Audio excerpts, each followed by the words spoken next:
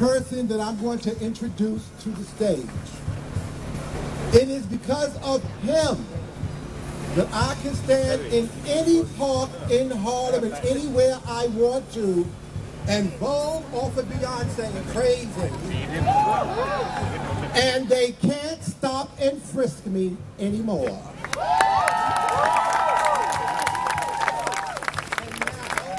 The reincarnated warrior, bringing the spirit of James Baldwin and Bayard Rustin to our time, emerging from the Alley Ford Nate Center to fight against police brutality. A young leader in the fight against stop and frisk, the fierce upcoming warrior, Chris Bilal.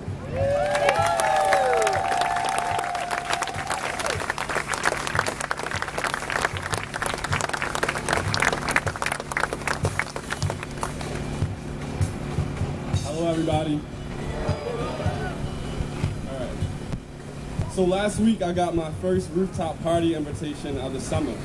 Now most New Yorkers used to sweaty basement bars and cramped house parties would jump at the invitation, but I had to hesitate for a second because a few years ago I slept on rooftops in every borough and every season, and every time I receive an invitation for a rooftop party or to a rooftop screening or of Annie or It's a Wonderful Life, I'm reminded that it is not a wonderful life for thousands of LGBTQ New Yorkers in New York City.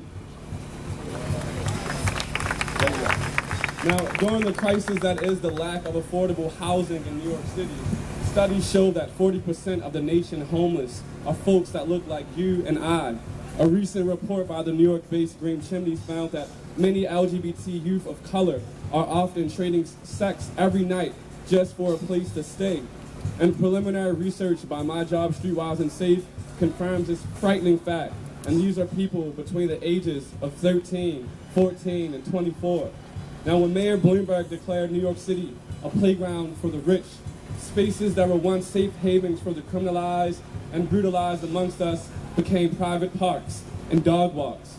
Our community centers and safe spaces in the Village, in Chelsea and Bed-Stuy became condos and coffee shops overnight.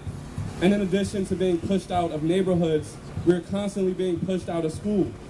When I was an AFC client, so many of my friends described being pushed out of school by harsh policies that didn't allow us to be ourselves. School policies that treat us like criminals. School policies that criminalize the way that we dress. And we also describe being pushed out of our homes as well. We are pushed out of parks just like this through intimidating and discriminatory policing tactics like stop and frisk and the use of our condoms as evidence that we're prostitutes. This has to stop. Can somebody say, stop it?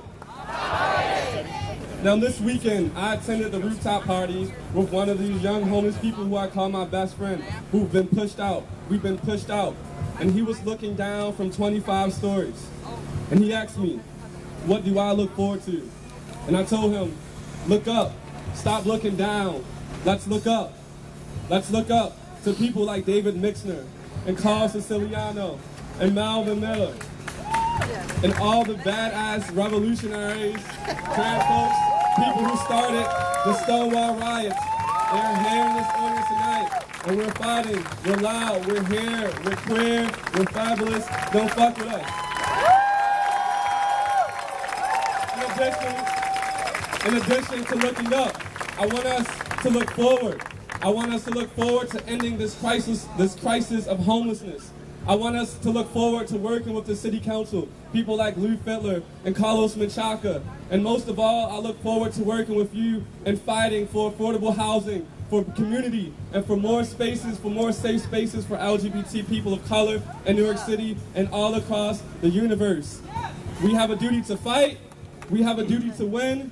We must love each other and protect each other. We have nothing to lose but our chains. Thank you all.